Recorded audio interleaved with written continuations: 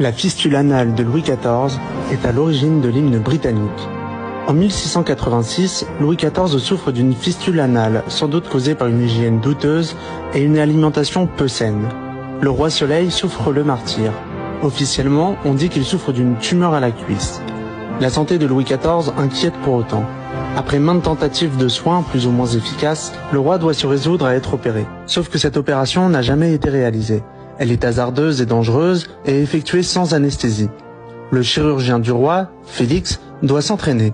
Il crée de nouveaux outils et s'exerce sur des prisonniers. Plusieurs de ses cobayes mourront de ces tentatives. Une fois les gestes chirurgicaux maîtrisés, il est temps d'opérer le roi. Louis XIV est alors opéré discrètement pendant 3 heures. On imagine sa douleur insupportable.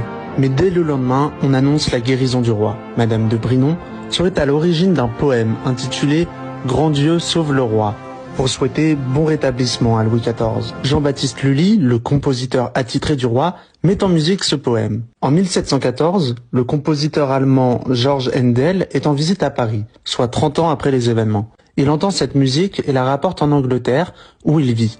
Il la traduit en « God Save the King » et la fait écouter au roi George Ier qui l'approuve. Elle deviendra alors l'hymne britannique et le restera jusqu'à nos jours.